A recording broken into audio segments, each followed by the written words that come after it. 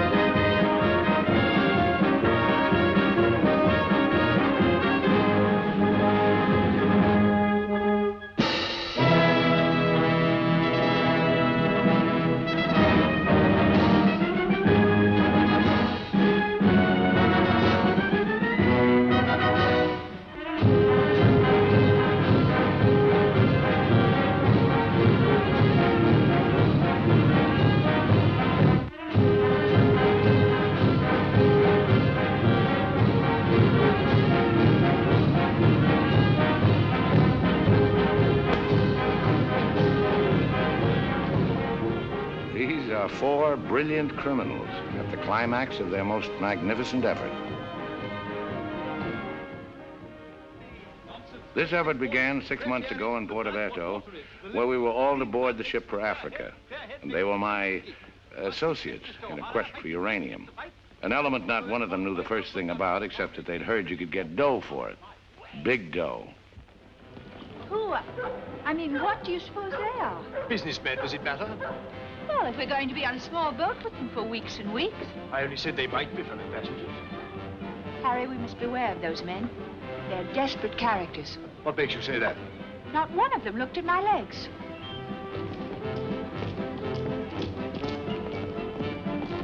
Good morning, Mrs. Janrother. Good morning, Billy Boy. Care to join us in a stroll?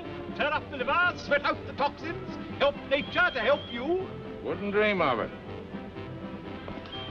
Really, Billy, you mustn't be so offhand with Mr. Peterson. If I were to treat him with more than common politeness, he'd misunderstand and try to push me around. Mr. Peterson is a bully. Billy, huh? Did you see this? That man in London has been killed. What man? Paul Van Meer, high-ranking official in the Colonial Office, was stabbed to death early this morning by an unknown assailant outside a club in Soho. This is the third crime of violence to occur in that vicinity within the past month. What is it, Billy?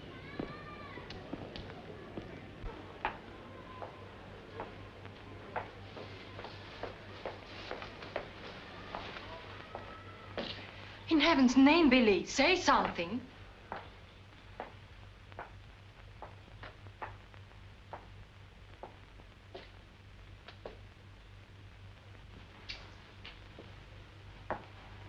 Understand, of course, that Peterson arranged this. It seems there's been a lot of violence around there lately. Don't pretend to be a fool. But look, Billy, this happened early Tuesday morning. We'd all left London well before that. What about Jack Ross? What about the galloping major? But I thought he only stayed behind to get that phone call from Mombasa, if it came through. He'll be here this morning. Well? Don't get so excited. Don't jump to unpleasant conclusions. Jump? They might as well have drawn a map. Why was Peterson worried about Van Meer? What made him think he was dangerous? He was afraid Van Meer wouldn't stay bought. Afraid he'd get the wind up after we'd gone. Get visions of him trotting upstairs to his superiors, announcing I have certain information that certain persons have paid certain sums of money. Don't talk so loud, Billy. To obtain illegal rights to certain mineral supplies. That Indian, that Raja or whatever he was, that you worked for in the old days, he killed a lot of people, didn't he? Ah, but he had a better style. Besides, he was out for a kingdom, half the size of France. What's the difference between that and millions of dollars? We must think of the future, Billy. This is our big chance. It may be our last. Except for Mr. Peterson, we couldn't even pay last night's hotel bill. Where are you going? Out to a cafe, drink a lot of Pernod, and listen to the band. You won't make a fuss, will you? It doesn't do to make a fuss. You have to think of the main objective. Naturally, it doesn't do to be fussy.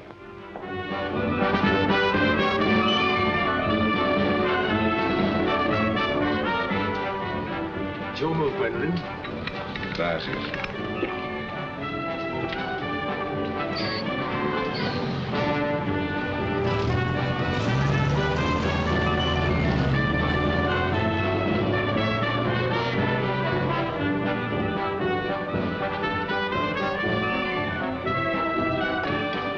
Luggage is in there. Bring it up.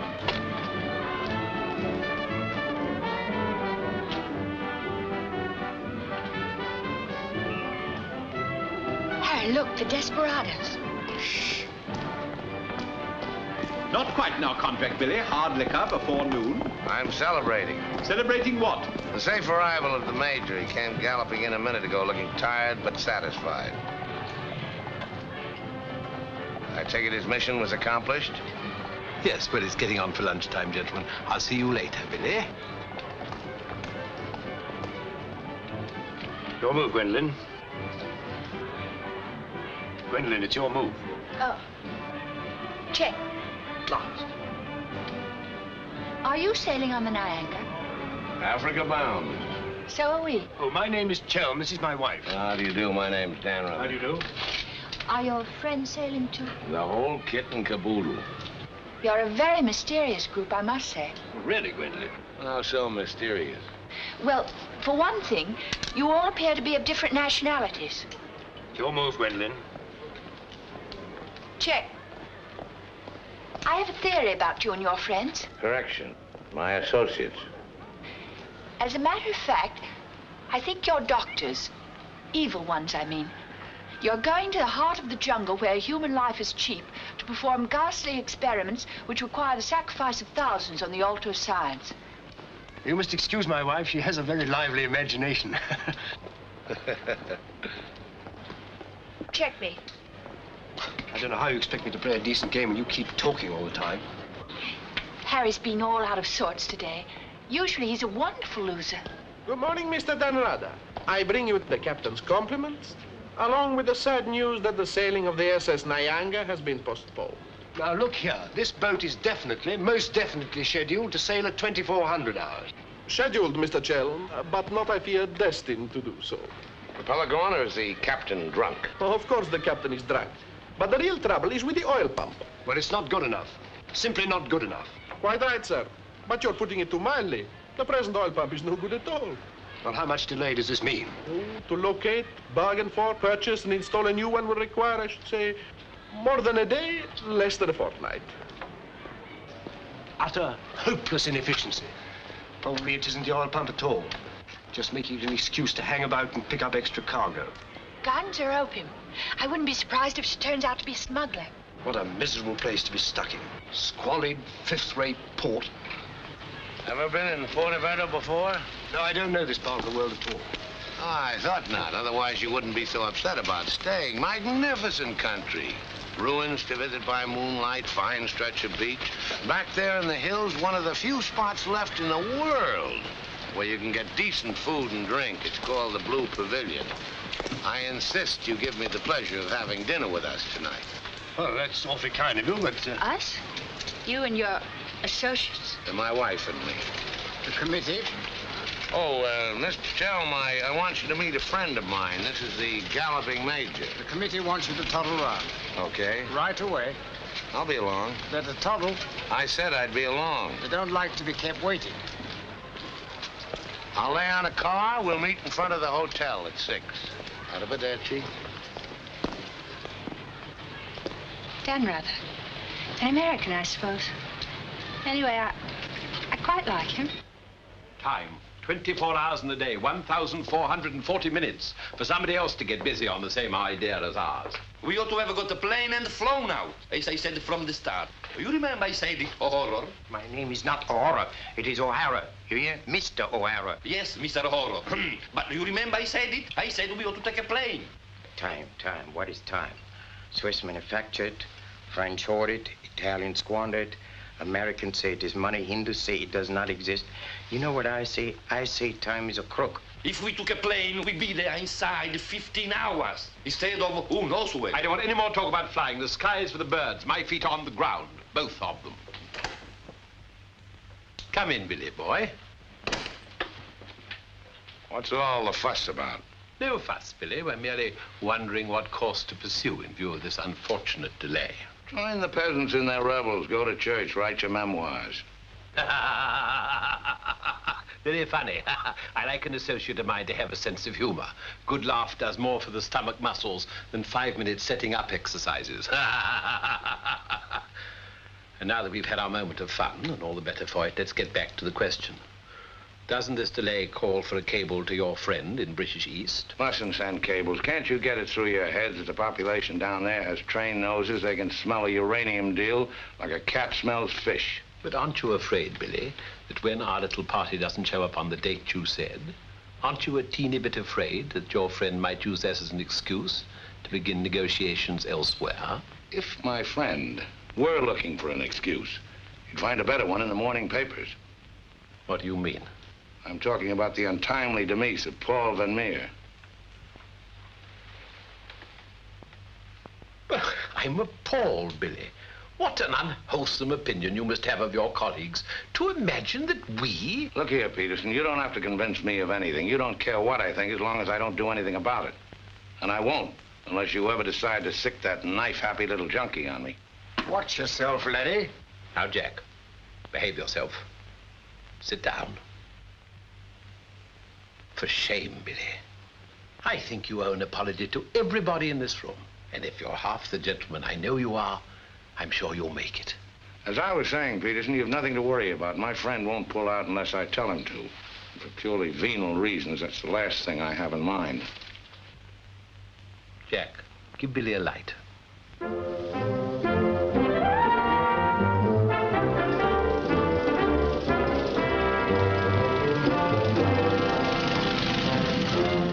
What a wonderful car.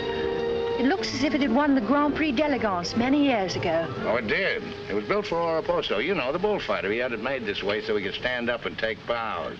He only got one ride in it, bequeathed it to me on his deathbed. Well, here's to Oraposo. I hope you like champagne. You mean it's yours? Well, I gave it to my former chauffeur, the fat bandit in the front seat. Harry, look at that wonderful villa. Well, that was Bertie Crampton's. Oh, you mean Lord Crampton in Gloucestershire?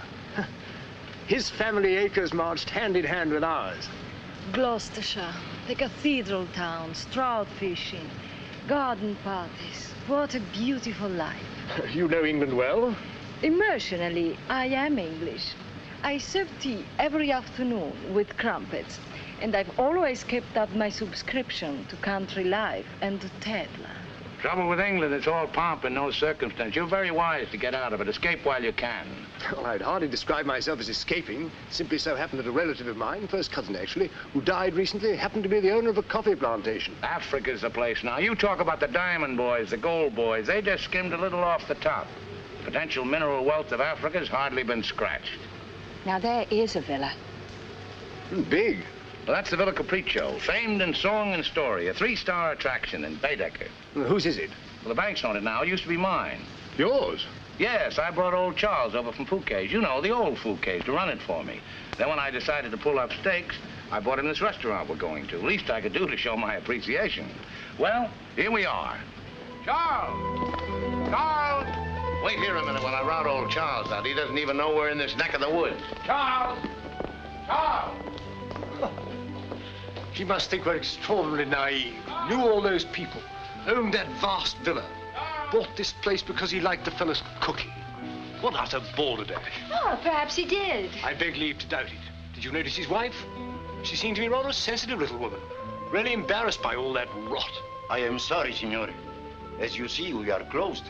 We do not open for another 2 months. Charles, what the devil's going on here? This place is falling to rack and ruin. The place is closed. We shall have to dine in the hotel after all. Monsieur Dan. Monsieur Dan. Madame, why did you not let me know you were coming? You did not say you were with Monsieur Dan. Nothing is close to Monsieur Dan. It's good to see you again, Charles. It's been too long, Monsieur Dan. Not since the night you left the villa. Remember your farewell party. I've tried ever since to forget it. Remember how in the morning we escorted you to the train with violins playing and everybody cried like when a king you love very much leaves this country. Aren't you dressed yet? Do I appear to be dressed? Do dress, do hurry. It's the most wonderful day. And Billy wants us to drive out and see his villa. His former villa. Obviously, I can't go. I've got a chill on my liver. What a miserable place to be ill. And you forgot to pack my hot water bottle. You packed it. Gwendolyn, I distinctly remember. Hello. Oh, hello. No, I'm afraid we can't. Harry has this wretched chill. Give me the telephone. Chelm here. Yes. Quite. Absolutely. A hot water bottle. That's very, very good of you, old boy. Look here, Dan Rother, would you mind very much if my wife went alone? She enjoys this sightseeing sort of stuff, you know. Splendid. Splendid. I'll send her along. You know, Gwendolyn, nowadays, one simply cannot afford to dismiss people just because they're not one's sort. One has to try and bridge the gulf.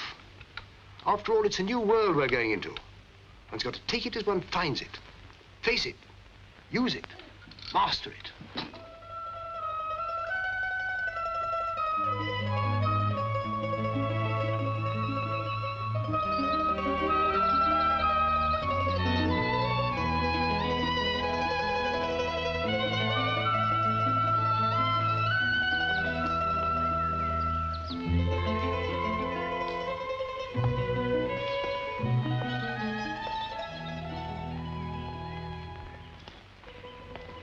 You know, I've seen Americans on the street and in the cinema, of course, but I've never talked to one before. Are you a typical American? I think it's important that I should know. Why important? There are two good reasons for falling in love. One is that the object of your affections is unlike anyone else. A rare spirit, such as Lord Byron. The other is that he's like everybody else, only superior. Harry, for instance, is the very best of a type. Well, if you must know, I'm a typical rare spirit. How long did you live here?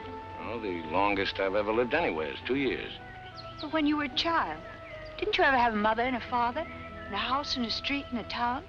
No, I was an orphan until I was 20, and then a rich and beautiful lady adopted me. You know, I've changed my mind about your being an evil doctor. You're off to keep a rendezvous someplace in Africa sacred to the tribesmen. You're going to found a new empire and make yourself master of the riches of the world. But you need a beautiful blonde queen to impress the natives as the incarnation of the Queen of Sheba. That's why you're making a pass at me. Am I? Of course. I don't generally go sightseeing with strange men. You don't believe that, do you? Well, I believe anything you say. Do you? Well, you shouldn't, you know. You really shouldn't. Mr. Chelm? Yes? It's I, Mrs. Dan Rother, Maria. Oh, come in. Tea for two and two for tea? Now, that's most awfully kind. You shouldn't have troubled, really. Billy told me you had a chill. Bit of one on the liver. 2 tiresome. Milk, of course. Of course. I feel I should like somehow to do him a good turn of some kind. You do?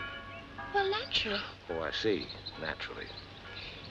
I think it would be nice if you were able to do something for him. Help him along. Give him the benefit of your advice. Delighted, of course. For instance. Oh, something with business. He was very pleased with that tip you gave him on the way home last night about the gold shares. I've forgotten what I told him. What was it? I don't remember either. I was listening to your voice. I wasn't listening to what you said. You see, if you were helping him, it would be so much easier for us to be together a lot out there in Africa. Was he any headed for business? Why, he's simply brilliant. I wouldn't have thought it. But of course he is. You don't suppose I'd marry a ninny, do you? If you imagine that Harry's simply going to Africa to plant coffee, you're very much mistaken. In point of fact, coffee is the least of Harry's interests. In point of fact, the land he is acquiring is extremely rich in certain minerals. Minerals which are indispensable to the production of atomic energy. Harry's land simply teems with uranium. Wouldn't surprise me to see him become the uranium king. So you see, my husband isn't such a ninny as you may have imagined. It might very well be worth your while to go in with him. The potential mineral wealth of Africa's hardly been scratched. Well, I was telling you last night. But of course, it's a well-known fact.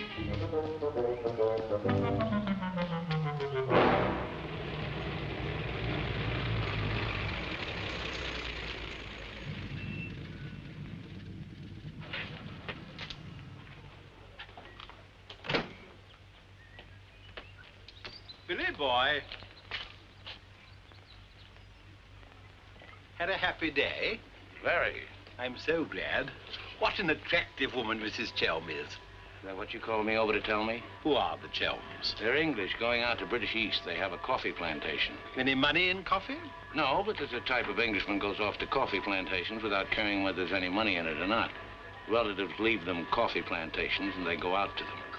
But why this sudden interest in the Chelm? I'd just like to know who's making friends with my friends. Well, now you know.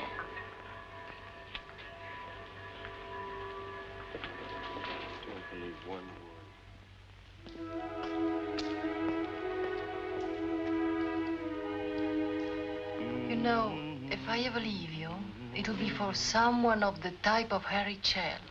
Well, bully for you. I suppose that type of Englishman is like a story I once heard. An English gardener in England was showing some Americans one of those wonderful English lawns. And of course, they wanted to know how to make a lawn like that. And this English gardener said... He said all you have to do is get some good grass and roll it every day for 600 years. I heard that story before you were born. Englishmen tell it when they're feeling down in the mouth. Just don't understand the Chelm type. You're not even listening. You never do. Someday I'll say goodbye and you won't hear that either. One day I shall really meet my type and run off with him. And you'll be simply amazed. It's possible. George Moore said, I learned it by heart years ago. He said that each great passion is the fruit of many fruitless years. George Moore was a very distinguished English writer, you know. Except that he was Irish. Cheer up, sugar. If I make $1 million on this deal, I'll buy you an old English lawn, one we can roll up and take with us.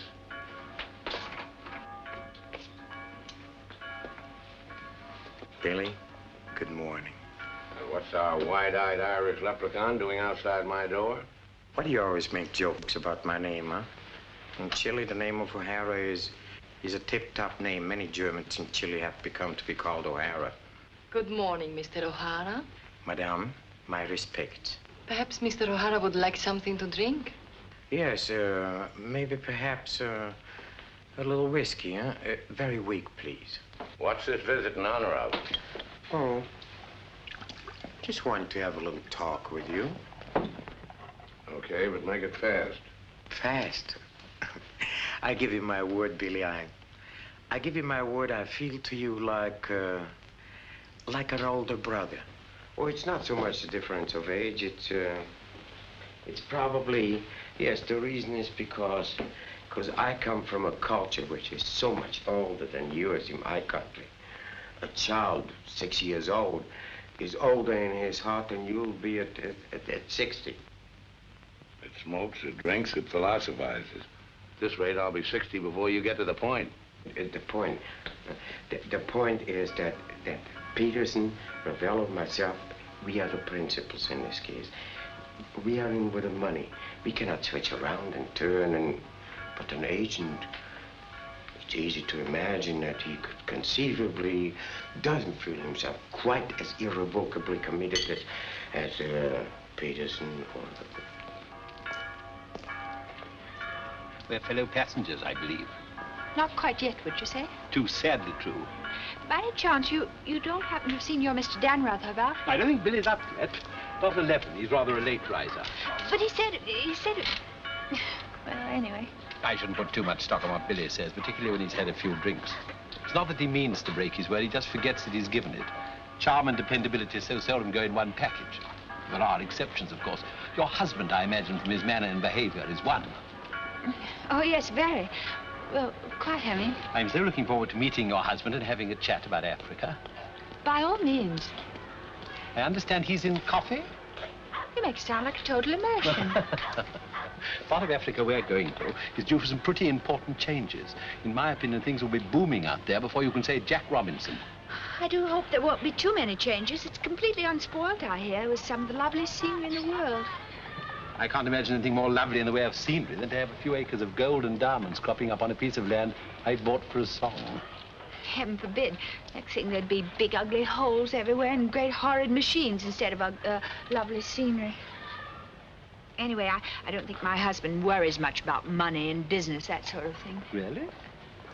I mean, to appreciate my husband's point of view, one has to understand his background. Those lawns, hundreds of years in the making. Those immemorial elms. Those walls hung with family portraits. Generations of them. Those great echoing galleries where so much of English history is being made. Taxes must be terrific on a place like that. What would people like the Chelms care about taxes with their kind of money? I mean, when a family's been a power in the city of London for so long, one of the great financial families. Power in the city? You mean? Oh, yes, of course, one of those Chelms. I'm surprised you know about them at all. Very few people do. They prefer to work behind the scenes. I find it rather hard to believe that a man in your husband's position would go to Africa just for the coffee planting. You're very quick, aren't you? In point of fact, he isn't. In point of fact, he has a very special reason. So I suspected. It has to do with sin. Sin? Since the war, my husband has been almost exclusively concerned with spiritual values. He feels that if he can get away there, in the heart of Africa, he will come face to face with essentials. He wants to work out the problem of sin. Sin? Why, yes, of course. Isn't that what we're all most concerned with? Sin? Gwendolyn, what are you doing here? I thought we were supposed to meet on the beach. Harry, I want you to meet Mr... My name is Peterson. Been having the most delightful talk to your wife. She tells me you're interested in spiritual values. I myself am vastly concerned. Harry, we'd really better be going. You'll excuse us, Mr. Peterson? What have you been telling that man? Nothing, Harry. He got onto the subject of religion, and I just happened to mention that we usually go to church on Sunday. Billy, I think it is high time you take stock of yourself. Can you truthfully say about yourself, I, Billy Danreuter, have acted fairly and squarely to my associates, huh? But of course he can, Mr. O'Hara. Everybody knows Billy's the soul of honor. Shut up, sugar. Perhaps he is the soul of honor, and perhaps appearances are deceiving. You mind telling me what it is I'm supposed to have done? Nothing. It's your conduct. Your conduct doesn't... Your conduct does not inspire confidence, and confidence, Billy, is the most important necessity in an undertaking of our kind. One may be completely innocent, but if one's actions invite suspicion, one might as well be guilty. To be trustworthy is not more important than to seem to be trustworthy. Billy, have you done something you shouldn't have? Tell me, Billy. Tell me the truth. My conduct.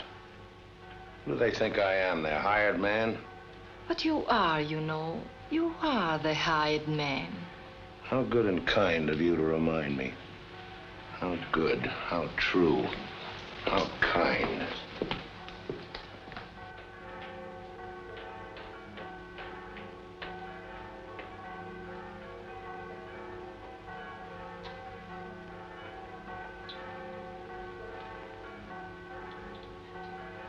Oh, I say, Dan, rather good to see you. How about a drink? Well, Oh, come on, my dear fellow. Let me buy you a drink. Oh, Gwendolyn, don't forget to send one to Aunt Beatrice. Can't understand it. Gwendolyn distinctly said she'd join me on the beach. Then I come back and find her sitting there in that cafe. Extraordinary creatures, women. Well, let's drink to them. Pano. Scotch. Come on, you tiny little wreck, have a drink. We're drinking to women. Take the drink, but won't join you in the toast. Glass of Irish. Women. Hitler had the right idea. Keep them in their place. Kleine Kinderkirchen, babies in the kitchen. Say what you want to about Hitler, he had his points. Come. Look here. This generation's had its chance. Hitler, Mussolini, those are the men. Now is the age of the barbarians. The world's going up in smoke. I say let it come, get it over with. Well, if you don't mind, I'd like another year or so of worry. Worry? Just 1 minute, laddies. I've just 2 or 3 words to say to you, laddies, and that's don't worry. Don't ever worry. I'm in a position to know secret information. The Rosicrucians, the Great White Brotherhood, the high secret orders. But you've no faith. You must have faith. Faith and power, secret power. Men who guard the trust from the deepest insides of the whatchamacallit. Mystic rulers, all one club, chained together by one purpose, one idea. Mankind's champions. Follow me, Billy? Oh, why, of course. This generation's had its chance. Hitler, Mussolini. I can't stand here and permit you... Are you interrupting me? Relax, Jack. Have another drink. I simply want to state that things don't happen to be what certain people imagine. An officer may find himself strapped for money, and he may undertake certain things which in other circumstances, no. Absolutely no. Absolutely. I mean, absolutely no. In the old days, I should have simply told people of your ilk to buy their own drinks. Poor old Jack. I'll teach you. I'll teach you to insult an ex-officer of the Indian Army. Well, are you yellow? The bar. You're Major Ross? Right. Ross here. Right. Right again. Come along, the committee. Saved by the bell.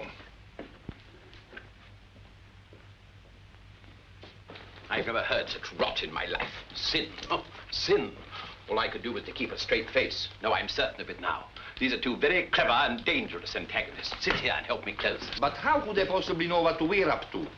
Great interests like the Chelms have ways and means. Yes, and I'm convinced they're out to get us even before we get started. We must get ahead of them. Time has entered the picture in a new way. Never forget the time factor, gentlemen. It always enters the picture in the end. I'm sending a cable to London. I want full information on those Chelm interests. British Africa, too. Check up on his interest there. Every time the plane lands, I'll try and reach you by telephone. Keep me informed of the latest development. Dan Reuter, that lying, swinish, rum-swilling double-crosser. What pleasure it would give. No, you can't at the moment. We need him. Right now, we need that swinish, lying double... Did I hear my name? Rub-a-dub-dub. 3 men in a tub. Tub? Oh. Been a change of plan, Billy boy. You and I leaving for Africa. How's that? You and I are flying to Africa by the next plane. Oh, what's happened, Peters? Must be something important to get you on a plane. Perfectly simple, Billy boy. The trouble with the oil pump and the general uncertainty about when the Nyanga will sail forces me to sacrifice my personal comfort. I prefer to fly rather than run the risk of arriving too late. Well, there's also such a thing as arriving too early. What do you mean by that? Well, the land doesn't come up for auction for a couple of weeks. My friend can't make his move until then. If we sit around British East all that time, somebody's going to start wondering who we are and ask questions. Is that your real opinion, Billy, or are you just looking forward to a long sea voyage with the attractive Mrs. Chelm as your companion? Or perhaps you have even other reasons. Such as? That's for you to know and for us to find out. You'd better get your packing done.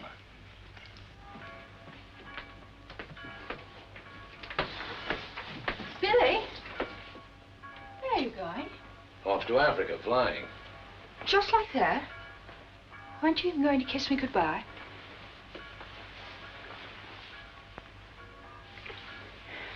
I wish. Don't say it. What? That you wish we'd never met. You'll be coming on the boat, and in Africa we'll get together and... I think I hate you. Letting those revolting men order you about. Don't deny it, I've watched them. They treat you like a servant. They say, hop it, and off you hop. I know what it is. They have a hold on you. Some black secret that could ruin you. What makes you think that? No, it happens all the time. My old Spanish nurse told me that half the people in the world would be ruined at once if everyone told what they knew. But couldn't you have them done away with? I mean, you must know plenty of people who could bump them off. It'd probably cost a good deal, but it'd be worth it, certainly. Well, it's not impossible, except that afterwards I wouldn't have any money. This way I stand to make a lot. Millions? Maybe. Then perhaps your connection with those men isn't quite so undignified as I thought. Those millions, would they be pounds or dollars? Well, either way suits me. No, that's very careless of you. The state of the pound is so uncertain. You must think in terms of hard currency. Maybe I should hire you to handle my affairs. You could do worse. I'm awfully intelligent, really. Come along, Billy boy. The car's waiting.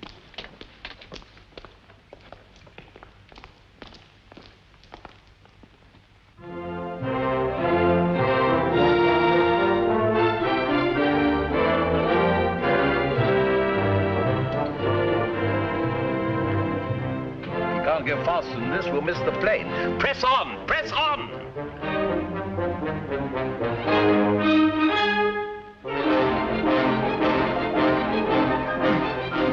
Dry posting.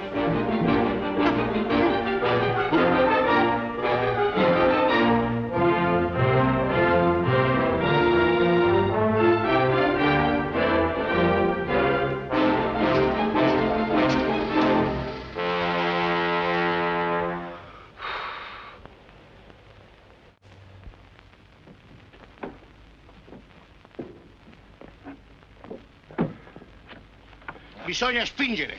Push, push.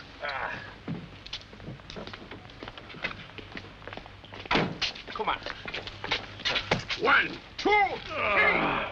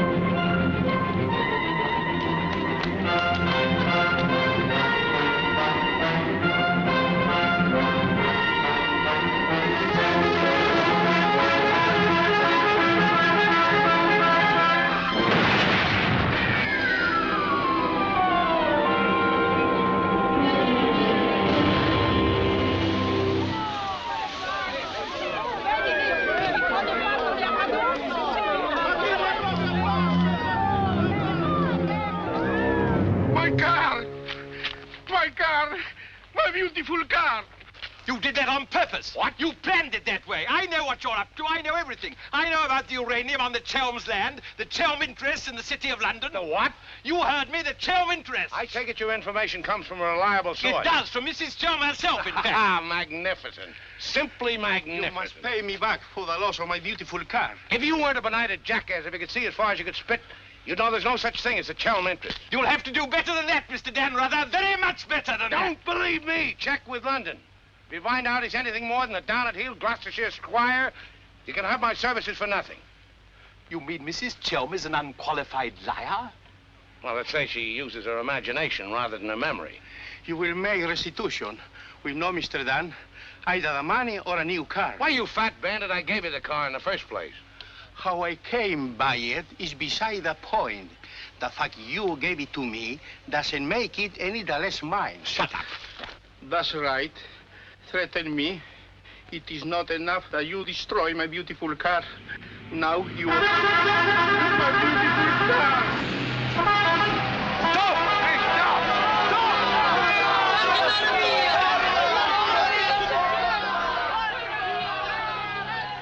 stop! More than anything, I want Billy to make a grand success out there. Oh, as you care so much about money, I should have thought you would have left Billy for some rich man. I shouldn't think Billy would mind, really. I mean, neither of you are in love or anything. You are a strange girl. Of course I love Billy. Actually, I adore him. And Billy loves me very, but very much. That's why I trust him with his little unimportant amours. And what does he say about yours? But, darling, all husbands like their wives to seem attractive to other men. Be sure you explain that to Harry. I'm going back to the hotel.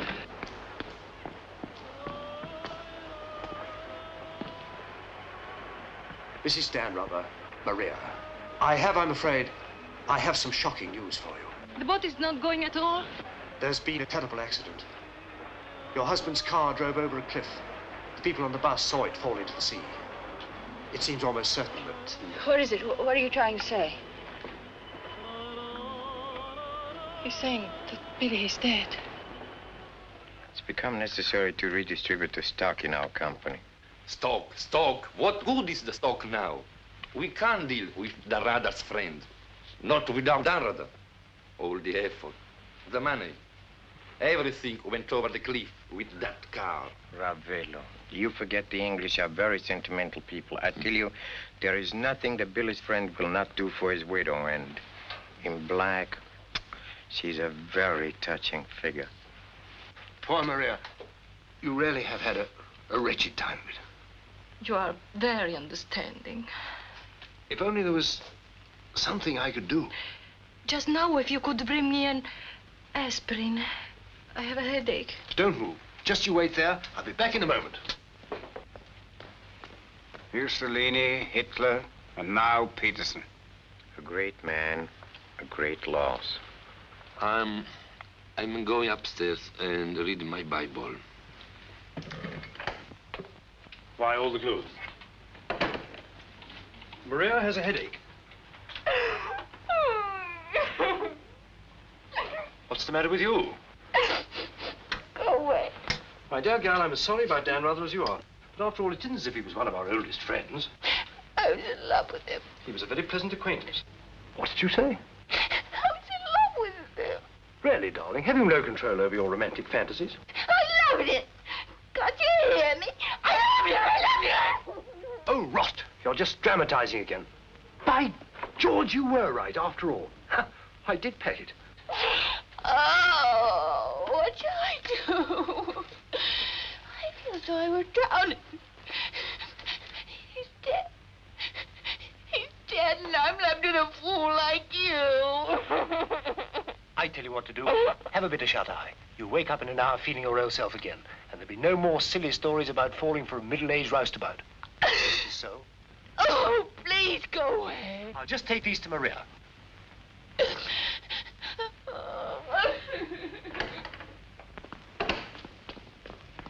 Mr. Chelm, this is very important, for you as well as for myself. Yes, well, get on with it. There is now an opportunity for you to secure enormous profits with virtually no risk. I want to beat about the bush. Our purpose in going to... For you as Billy's widow, it will be very easy to persuade his friend in British East, and for capital, we have Chow. Quite evidently, you've been misinformed as to my interests.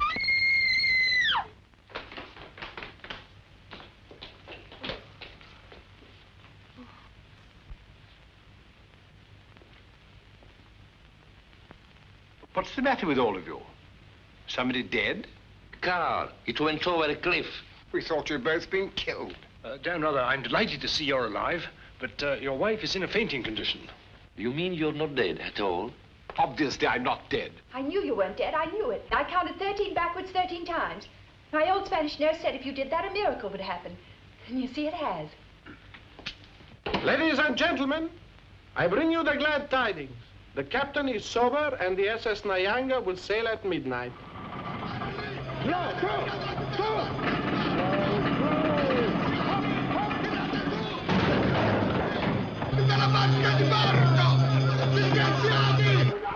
I can't see it anywhere. What can have happened to it? My dispatch box, where is it? A black tin box this size. What have you done with it? Guardi che la sua valigia gliel'ho messa in cabina. I told you to take the most particular care of it. I shall not go on board till my dispatch box has been found. Having trouble, Chell? I think that I can't cope with myself, thank you. È la seconda volta che glielo dico. La valigia gliel'ho messa in cabina, è inutile che insiste con me. Says he put it in your cabin, whatever it is. Idiot! Why didn't he say so in the first place? Say, look. What's happened to Harry? He's been giving me the fisheye all evening. Oh? What is it? Perhaps it's because when I thought you were dead, I told him I was in love with you. You what? I couldn't help it. It made you seem less dead. And? Oh, he didn't believe me. He thought my nerves were upset. Sort of delirium. He thought it quite a joke. The idea of my inventing a love affair with a middle-aged roustabout like you. That's what he called you. Well, now that I'm back in the flesh, you'll begin wondering about that delirium of yours. I suppose seeing you alive is different from thinking of you dead. You're just great cooped up on that tub with a suspicious husband. Billy.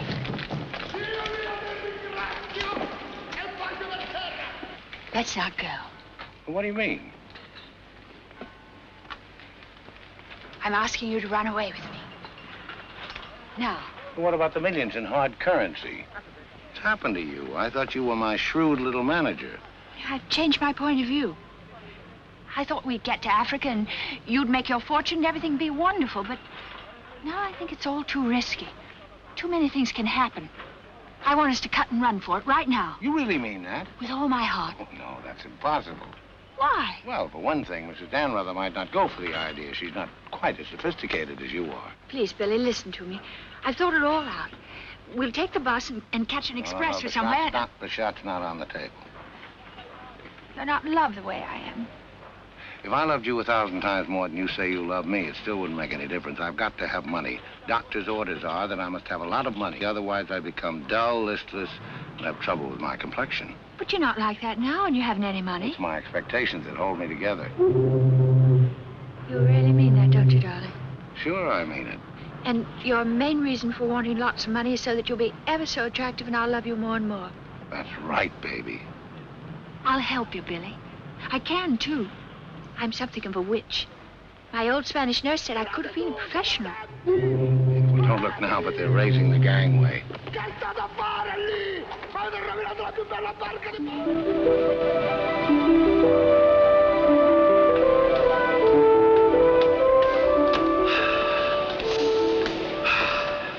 The air, ozone. What a pity we can't bottle it, gentlemen. What a fortune we'd make.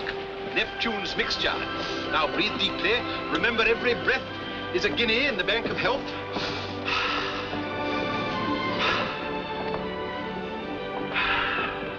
Good morning, Chell.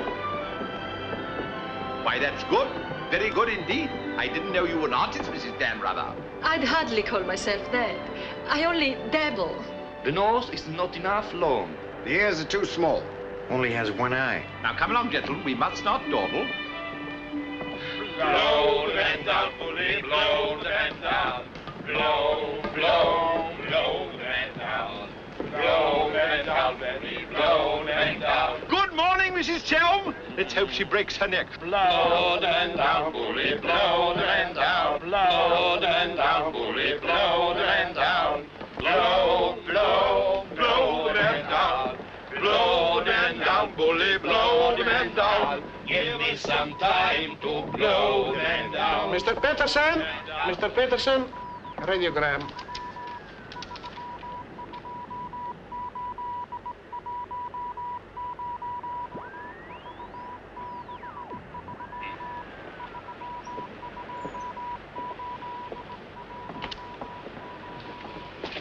No Chalmers State, Gloucestershire, Stop, Nolan the Gentry Chalmers. What do you make of that? He's not a Gloucestershire squire. Like Billy said. Just as I was beginning to take Billy at his face value. Yes, but if he's not what Billy said, then what is he? We are at sea again, gentlemen, in more ways than one. Mystery, more mystery. Billy is a liar. Heaven only knows what Chelm is. CID, maybe. You borrowed my thought. What to do? What to do? The time has come for direct action. You remember last night when we came on board? The fuss he was making about his dispatch box?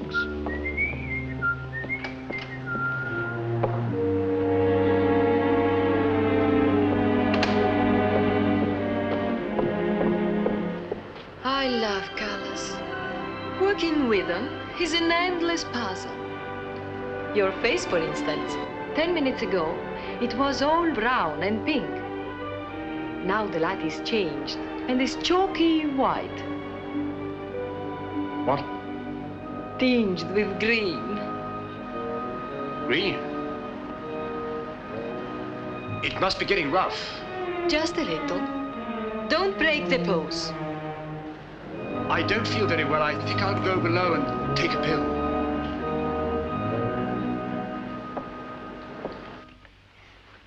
It's incredible. Harry Chelm is just Harry Chelm. nothing, nobody, a ruddy refugee from Earl's Court. With a hot bottle, look. And a letter of introduction to the secretary of the governor. The secretary, mind you. Disgusting. Purser! My box! Beat up and down, isn't it, sir? It's gone. Oh, yes, indeed. Major Ross took it. I saw him sneak it out of your cabin. I like to keep my eye on what goes on aboard the ship. Where did he take it? I believe Mr. Peterson's cabin. In fact, I'm sure.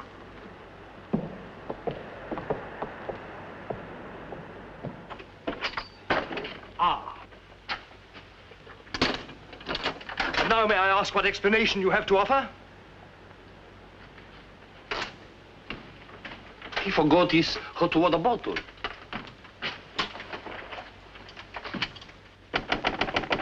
Billy? Come in. Billy, have you heard what's happened? I've seen the paper in days. It's not funny. They've stolen Harry's dispatch box. Who stole his dispatch box? That dreadful little major. He took it to Peterson. They went through it. Well, it's all your fault. I suppose you know that. My fault? Well, the poppycock you've been peddling, all that junk about the Chelm interest in London, uranium on your land. Well, in a way, you're the one to blame. I'm the... I mean, you acted so superior. I was falling in love with you, and I couldn't bear it for you to think I was just a nobody. Married to the son of a boarding house in Earl's Court. The son of a what? A boarding house. That's what Harry's parents do. They run a boarding house for decayed gentlefolk. But the way he talks, the way he acts, I thought It's just that he sees himself in a place in the West Country with trout streams and horses, leading the life of a country squire. It's not his fault if people take it for granted that he has a place like that. He's never once said that he had. Well, country gent, son of a boarding house or whatever he is. I suppose I'd better get his box back. Oh, he got it back himself. Well, then there's no harm done. Except that Harry's gone to the captain. He's going to have them put in irons. He is what? He says that's what they did in the Royal Marines. Look here, Skipper, there's a perfectly simple explanation for all this. I happen to own a dispatch box which is very similar to Mr. Chelm's. When I didn't find it in my cabin, I asked Major Ross to see if it had been stowed away somewhere else by mistake. The Major found what he thought was my box in the saloon with some other luggage. The box has been in my cabin ever since we sailed, under the berth. As soon as I saw the box, of course, I realized at once that it wasn't mine. I simply opened it to find out to whom it belonged so that I could return it to its rightful owner. I can't conceive why this gentleman should imagine I should be interested in a box containing patent medicines. I'm not a hypochondriac. Purser, tell the captain exactly what you told me about the box. Why, sir, you asked me whether I'd seen it, and I said it might be the one I'd seen being carried along the passage by Major Ross. You distinctly told me that you'd seen it being taken from my cabin. Oh, you must have misunderstood. You were rather ill at the time, if you remember, sir. That's all, Purser. He's been bribed. He's in league with these criminals. Just a case of a misunderstanding. That's how I look at it. Now, what about a little cognac? To wash away any ill feeling. I don't care for a drink. And let me assure you that this matter is far from settled.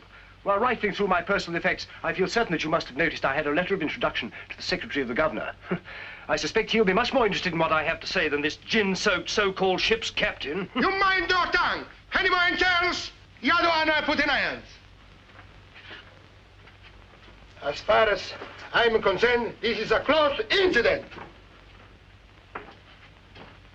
Well, you've got your box back. Why don't you forget the whole thing? What possible interest do you expect the Colonial Office to take in? On the contrary, I expect them to show considerable interest in a gang of crooks who are trying to swindle the country out of vast uranium deposits.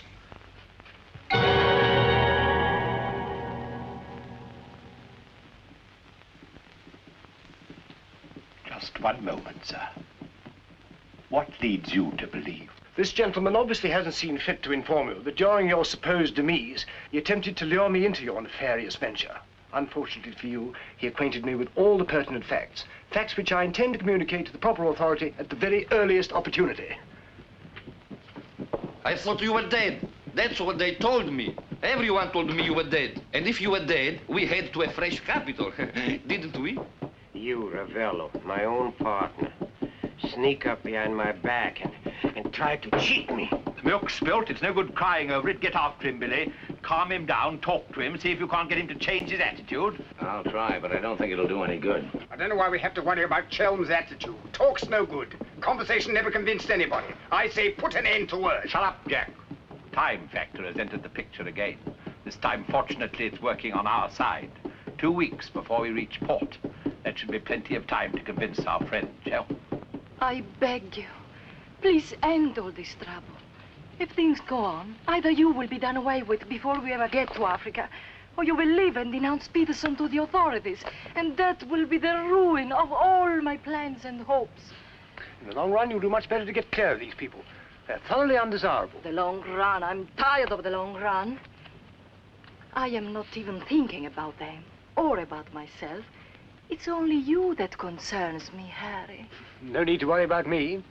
Ever since I met you, you fill my thinking. You are becoming an obsession. Don't you understand, Harry? I am deeply in love. Maria. My dear.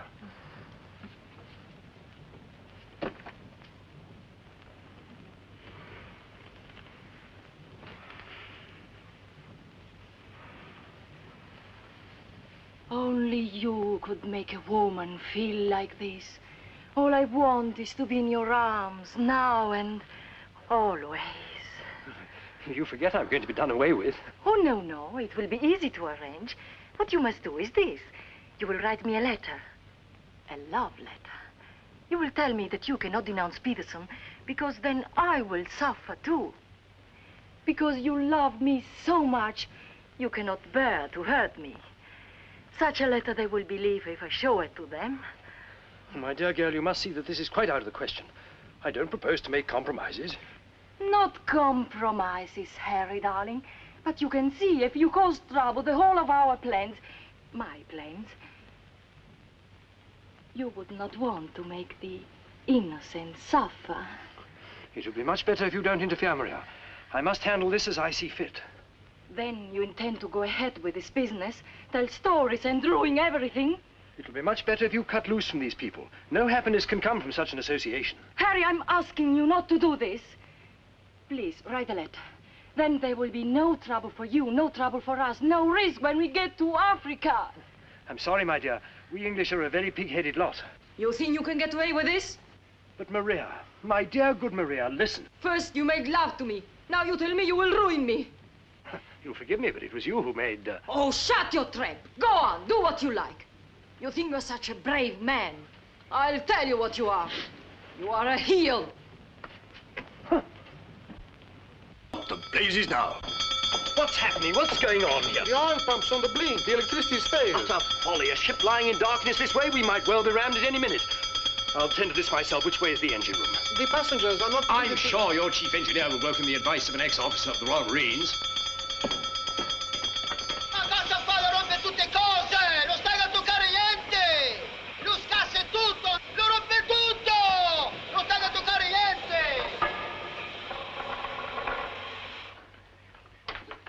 Look here, you fool. Are we simply abandoned to our fate? I insist on something being done. For instance? Well, give out the lifebelts. Organize the boat drill.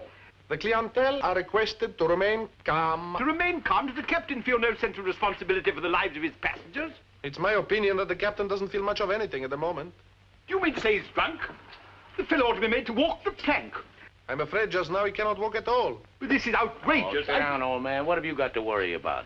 We're only adrift in an open sea with a drunken captain and engine that's liable to explode at any moment. Perfectly ordinary situation. Happens every day. But just in case any of you are still at all anxious, let it be known that Mr. Chelm has taken charge in the engine room. Who's taken charge? Harry, And he'll foozle it for sure. Shall I get out the hymn books? Your husband claims to have learned all about engine and such things when he was an officer in the Royal Marines. If he ever was. In point of fact, not only was he an officer, but he once won a medal for jumping into a sea of fire to rescue someone. It's only a bit of wreckage and not a man, but that wasn't Harry's fault. Just a slight error in judgment. Oh, the lights, they come on. He must have fixed it. Impossible. The engines are turning. We are underway. I still say it's impossible. Ladies and gentlemen, may I have your attention for a moment? I'm happy to inform you that the oil pump is now in perfect working condition. Putting it right was no great accomplishment for anyone with the slightest mechanical bent. Anyhow, we may now proceed without further delay and in absolute safety. Oh, Harry, you did. You fooled it. But when you wrecked my ship, where is your terror? Forward, please. Captain wants to see you. There you are. You devil! You wrecked my beautiful ship! Nothing of the sort. Some scallywag down there sabotaged my work out of pure malice. You exploded my engine! Now keep your head quiet. Let's all behave like little gentlemen. Stay out of this, Dan, mother. I can handle the brute. What happens now? Do we get the life bells? Do we abandon the ship? There's no immediate danger. The passengers will please to return to the saloon. We're heading for the nearest port, and there seems to be some chance of our making it. Let's go. Come along. Now, who was last down? Last. Billy, boy, be a good fellow and make a fourth at bridge. The Major has no head for cards. A few rubbers will soothe all our nerves. Oh, thank you. I'll soothe mine with a double scotch. In fact, I think I'll make it a triple. No ice, no water. Right, sir. How about you, dear Mrs. Dan Rubber? Little bridge? Oh, so sorry. I have the most fearful headache. I think I'll go to my cabin. Oh, what a shame. Well, boys, we'll have to make it cutthroat. What about Harry here? Maybe he'll take a hand. That, under the circumstances, is a most unsuitable suggestion. Gwendolyn, I must ask you to either move to another table or else leave the saloon. Harry, for heaven's sake. I don't care for my wife to associate with an associate of criminals. Don't be absurd. Billy's not a criminal. He's the best friend we have on this boat. We're not in need of such friends. You need any friends you can get. The only thing standing between you and a watery grave is your wits. That's not my idea of adequate protection. Purser, how much longer before this ship reaches port? If we ever do get to port, it should be within 14 or 15 hours. That's a long time. Sit down, make yourself comfortable, have a drink. Enjoy the Major's piano recital. Come on, Peterson, buy us a drink. I'm afraid I can't accept hospitality from persons who I intend in a few hours' time to denounce in a place of justice. 2 spades. I admire your sang-froid, Mr. Peterson.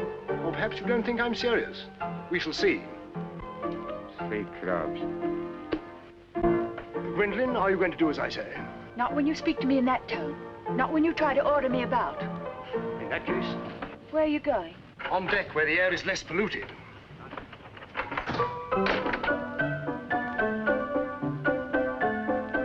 Sir, 4 tonics? I think you'd better go after Harry. Why should I? If he's going to be so childish and unreasonable. Take my advice, go to him, stay with him. I suppose you think we should keep up appearances. The loyal wife at her husband's side. No, Billy. I'm experiencing something that is rare and beautiful. And I shall not deny it, either by word or by deed. I love you. Let the whole world know it. I love you, I love you. Yeah, well, keeping up appearances isn't exactly what I meant. Then why do you want to send me tagging after Harry? He's being such a deadly bore tonight. Deadly, but not dead, not yet. What do you mean? They killed one man just because they thought he might try to get in their way. Now, handsome Harry here is certain to blow the whole thing wide open. They killed a man? Really? Who? Just a man. Well, for all Harry's being too tiresome and my loving you to distraction, I still wouldn't want to see him done in. He has some perfectly darling traits, really. I mean, like always remembering one's birthday. No, we simply mustn't let anybody murder Harry. Well, keep him in your cabin. Never let him out of your sight. Keep him under lock and key. Oh, Billy, that awful music. It's so loud. It comes right into our cabin. Peterson, tell the Major to soft pedal it. Now, While he's about it, he might change the tune. Oh, don't you like it? It's one of my favorites. I'm afraid he doesn't know any others. Do you, Jack? Oh.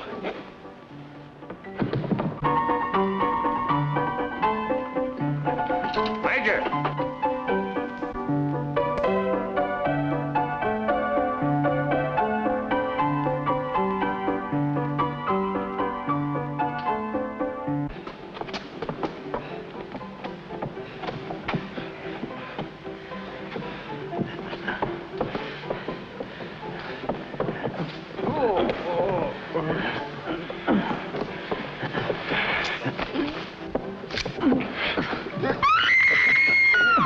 Do I hear a lady screaming? One down. Captain! Captain!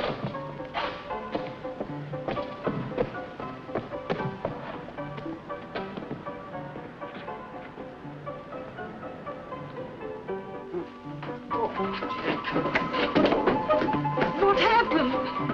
Oh, Billy, all that screaming. I thought someone had been killed. Someone nearly was. Indeed they were. Look at the Major. Better get a new act, Peterson. The curtain's going down on this one. Every time I turn my back, someone makes trouble. The passengers break the engine, they beat each other with the feet, they throw each other overboard. That man attacked me. How you? You again! If I struck him, it was in self-defense. He came sneaking up behind me and tried to run me through with his sword. Is that true?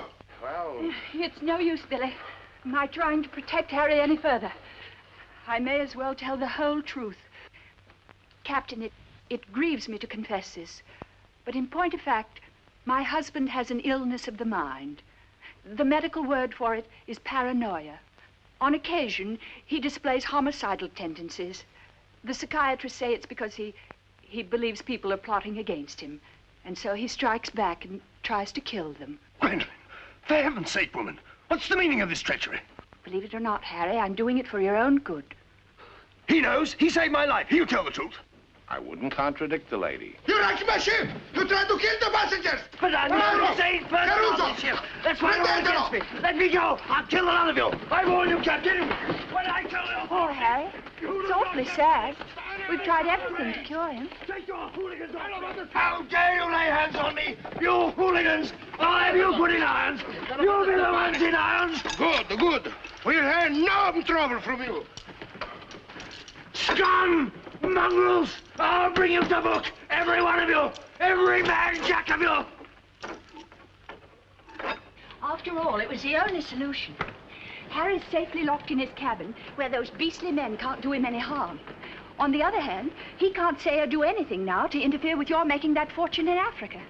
I mean, the authorities would hardly listen to the ravings of a lunatic, would they? Well, they won't even let him off the boat. Well, in that case, he'll just have to stay shut up for a few weeks. It's a bit hard on the old boy, don't you think? Yes, but after you've amassed all those African millions, we'll make it up to him. We'll buy him a country place in Gloucestershire with some rough shooting and a trout stream like he's always wanted. Maria will marry him, perhaps. She seems to have a very real feeling for English country life. And everybody lives happily ever after. Especially us, Billy. Prepare to abandon ship. What's going on? I believe, sir, that we are sinking. Board station, everybody. Lower your light belts. We're sinking. Harry! Harry, open the door! You must! The ship's sinking!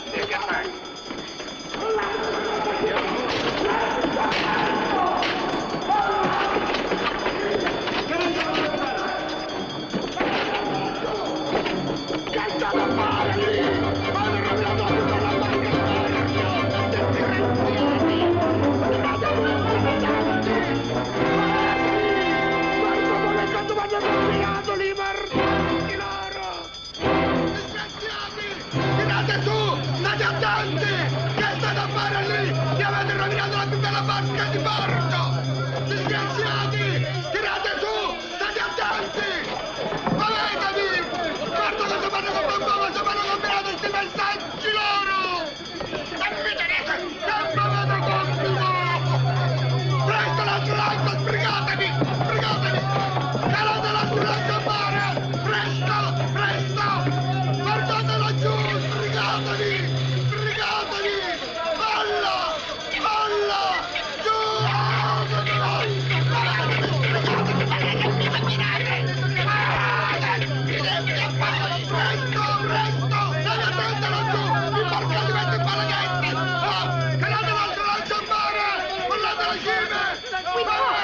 We simply can't leave without finding out what's happened to Harry.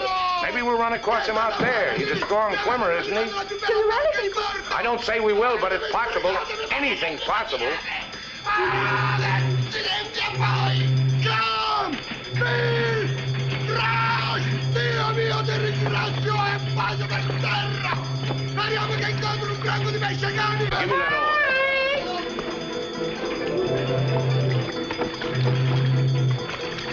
Harry!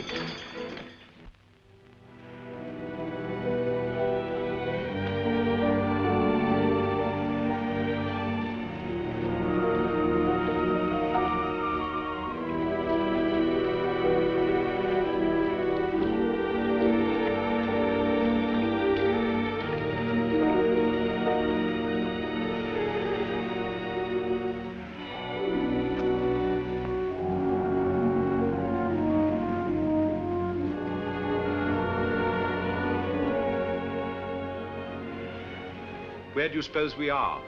Africa. What part of Africa? Yes, that's important. What part? Not a bad place to land. No customs, no forms to fill out. Tell us at once where we are. It's important I know.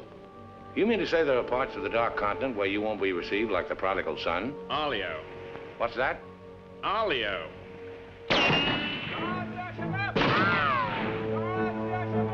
Better get down, everybody. Oddio, mamma mia! Arabs! Oddio, mamma mia! Get rid of your passports, boys. Mrs. Tell, Billy boy, my identity must remain a secret.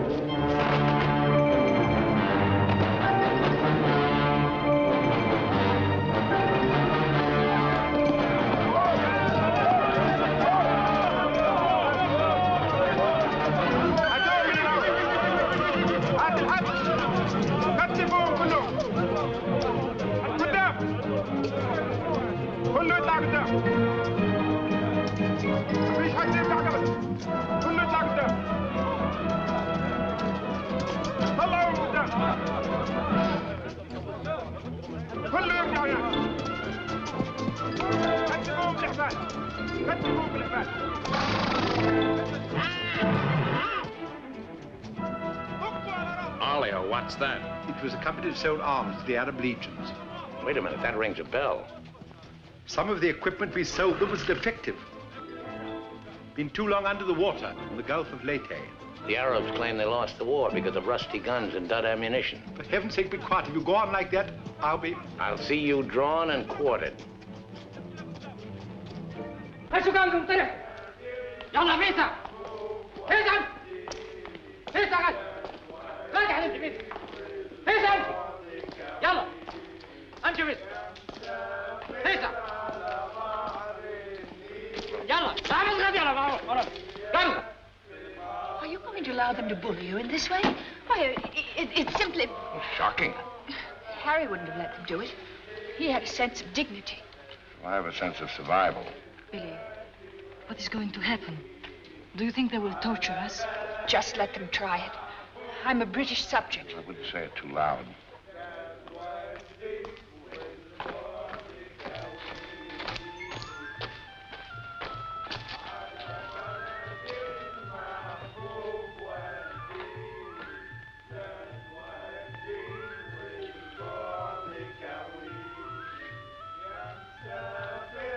We shipwreck.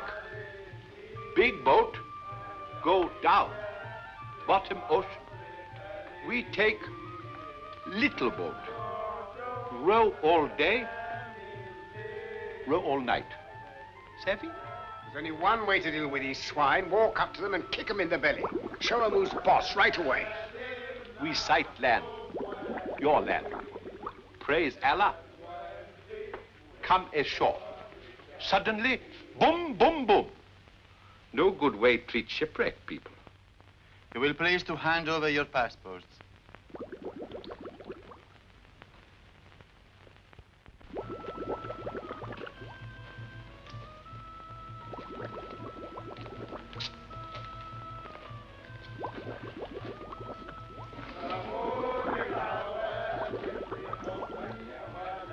There seem to be 4 missing.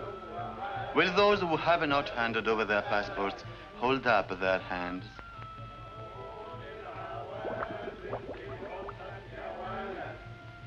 All left on board ship, Your Excellency. A terrifying experience. An incompetent crew, a burning ship, put overboard in a small boat at dead of night. What was the name of the vessel? The SS Nyanga. She's a Portuguese ship. I will investigate whether such a ship has been reported lost at sea. Well, does it stand to reason, Your Excellency, we should come to this shore in a small boat if we'd not been shipwrecked? Our country is in a state of unrest. Oh, I am sorry.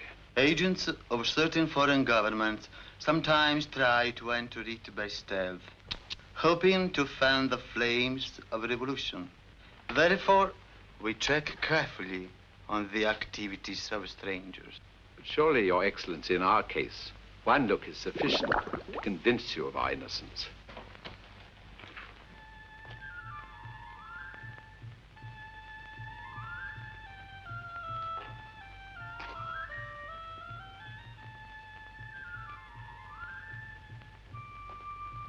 No. One look is not enough.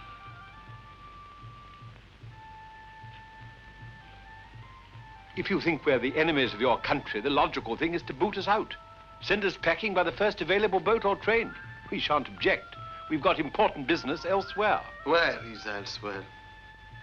Central Africa. And what sort of business? Vacuum cleaners, sewing machines. Ah, yes. Businessmen. All going to Central Africa to sell vacuum cleaners. Hut to hut, I suppose. And you, sir, I take it, are the head salesman, the ringleader of this group. Oh, no group. We met for the first time on board ship. Complete strangers to one another. Liar! The others all look at you each time I ask a question. I am a keen observer. You four are together. Oh, no, my fat-gutted friend. I'm not the illiterate, simple-minded native you're fool enough to take me for. I am a great man, a serious man. I spit on you, too. I spit on you and all your life. Off to the wrong star, Peterson. There's only one way to deal with these swine! Swine! Swine! You'd better be careful. My husband, my late husband, who was drowned in the Niagara disaster, happened to be one of the most important figures in the British government, Sir Harry Chelm. In point of fact, we had letters from the Prime Minister and the Queen telling everybody to be particularly courteous to us and our friends. So you see, if any harm befalls us at your hands, it will become a major international incident.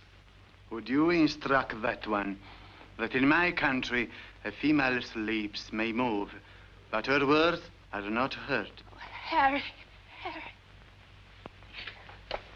If only you were here. And now, sir, you will stop abusing my intelligence and tell me who you really are and what is your actual purpose in being here. I'm a sick man. I've got a bad heart. I mustn't talk anymore. You refuse to answer. Well, that is interesting. It makes of it a contest in a game at which we excel. We of this country have had 4,000 years experience in asking questions and getting answers. Who are you? Why are you here? Don't hit me again. My heart, I have an attack.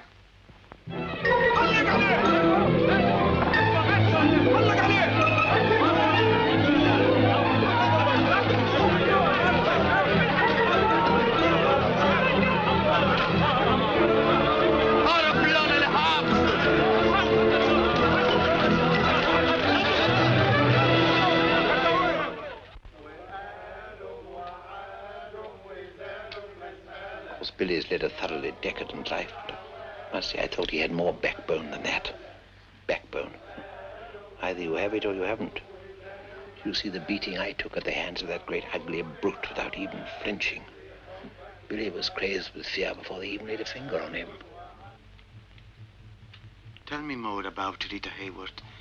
You really know her very well? Do I know Rita? Do I know her? I'll give you a letter of introduction. She'll fall an immediate victim to your charms. You really think so? Oh, but certainly. A man like you, suave, intelligent, darkly handsome. You have everything, Ahmed, except money. And if you'll listen to me, a boat will be placed at our disposal, a very slow boat. so that Fat Gut's check will have plenty of time to clear. And you will trust me for your share? Does one man of the world ask another to trust his own brother? Oh, no, Ahmed. You'll give me a check for half. Your demands are very great under the circumstances. Well, why shouldn't they be? Fat Gut's my best friend. I will not betray him cheaply. You are certain that you are the friend of the peerless Rita? Come, Ahmed. Line back to business. Very well. 50-50. Oh, by the way, Fat Gut's nature isn't noble like ours. He might try to bargain. I do not bargain with a puffball like that. It's beneath my dignity. It'll be dawn soon. The correct hour for a firing squad. But if we have him shot, what about the money? Well, I was just thinking that if he had a volley at the psychological moment, he might not be so inclined to haggle.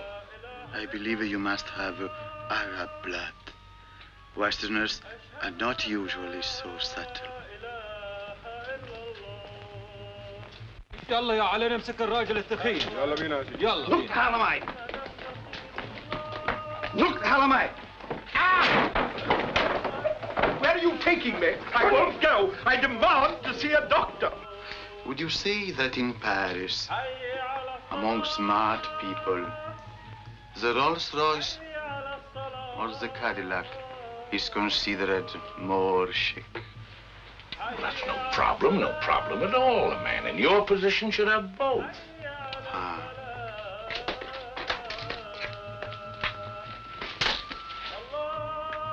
Mr. Dunrather, I believe, would like a word with you. Billy. Sit down, Peterson.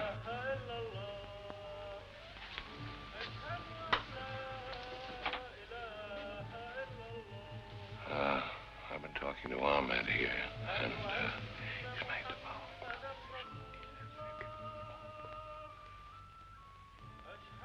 It's blackmail. I can't pay.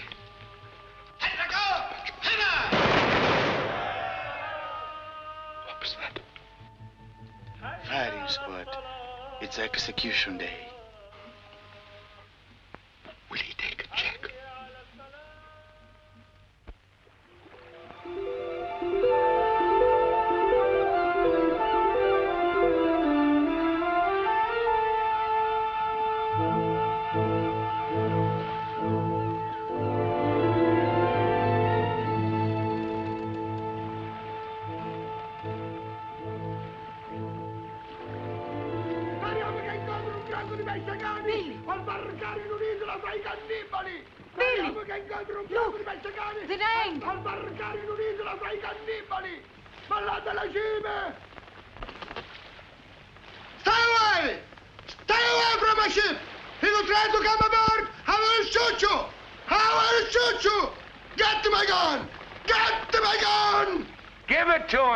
Shoot himself. My gun! My gun!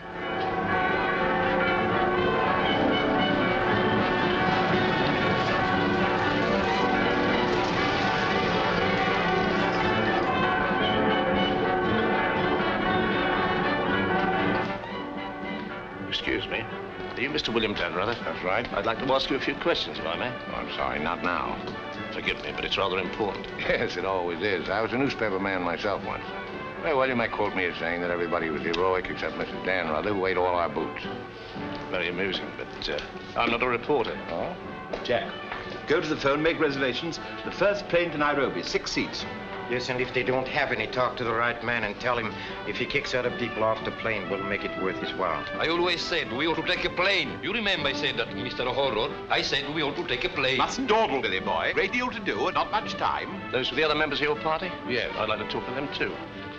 Oh, what's it all about? I believe you were acquainted with a Mr. Van Meer, now deceased. Pearson, you and the boys better come back down. The gentleman here wants to speak to you, Mr. Jack Clayton of Scotland Yard. You take your wine here or upstairs, Mr. Dunn? No, we'll have it here. Care to join us in a drink, Clayton? No, thanks. It's a bit early in the day for me. I read somewhere that a Scotland Yard man never accepts a drink from anyone he intends to arrest. Is that true, Mr. Clayton? Quite so. Mrs. Dunrather? No, I'm Mrs. Chelm. This is Mrs. Danrather. Oh, how do you do? Well, I wouldn't dream of alarming you lovely ladies, so perhaps I'll have a glass of bubbly after all. Peterson. How do you do, sir? How do you do? Ravello. And Mr. O'Hara. O'Hara, Julius O'Hara, delighted. No, I'm the one to be delighted. It had begun to look as though I'd never catch up with you people. That would have been a bit embarrassing. You see, this is the first time I've ever been abroad on an investigation. I've spent quite a lot of money. And my chief can be very sarcastic about the money one spends, particularly if you fail to deliver the goods. Mr. Clayton is presently interested in the Van Meer murder case. The Van Meer murder case? Oh, yes, yes. That fellow in the Colonial Office. Yes, I read about that in the paper. It was a shocking affair. According to Mr. Van Meer's appointment book, Mr. Peterson, you had lunch with him at the Savoy a few days before his death. That's quite correct. Mr. Van Meer was an expert on African matters. We wanted his advice about affairs in British East. Do you recall the subject under discussion? Vaguely. Crop yield, the native labor situation. Inches of rain. Vaccination, shots. How long did you know Mr. Van Meer? Oh, a couple of months. We met half a dozen times. Did he ever make mention of any enemies, business or otherwise? Did he say anything about romantic attachments? I mean, did he name any women? No. I should have been very surprised if he had done. Mr. Van Meer struck me as being every inch a gentleman. Oh, of course, of course. Well, that's all. Unless somebody has anything further to add. I have. I think you ought to know that the business of one of these businessmen is murder. I beg your pardon. Major Ross, I mean. I can't guarantee Major Ross murdered this Van Meer person. I assure you, however, he attempted to murder my husband with a long, thin dagger, which he always carried about in what looked like an innocent swagger stick. Go on, Mrs. Chum. You see, Major Ross is employed by Mr. Peterson there to do his dirty work. One might say he's a professional killer. My husband found out certain things about Mr. Peterson. Things in point of fact that are a matter of empire, involving, as they do, a plot to exploit our kingdom's uranium resources. And that's why Mr. Peterson decided to have him done away with. Don't run away, Mr. Peterson. That's always tantamount to a confession of guilt. Tantamount is what I call it. More champagne, Clayton? No, thank you.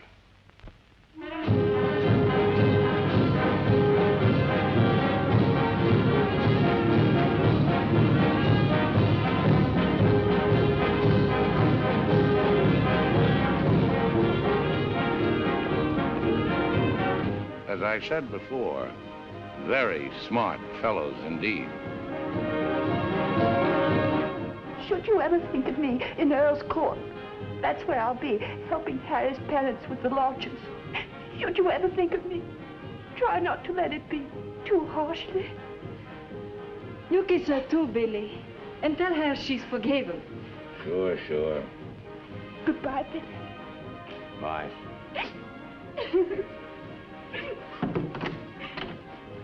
For Mrs. Chell, just came on the ship's wireless. Oh, by the way, Mr. Danrada, do you know that your associates are all in the Hoosgow? Oh, not that I'm a bit surprised. I put them down as thoroughly bad characters, right off the bat. But then there are so many bad characters nowadays. Take mine, for instance. Harry! He's alive!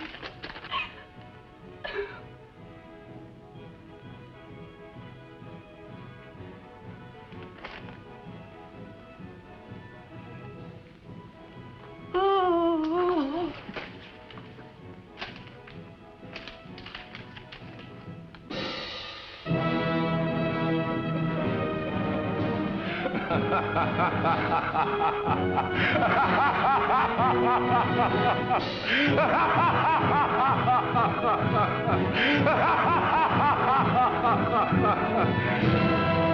Oh, this is the end.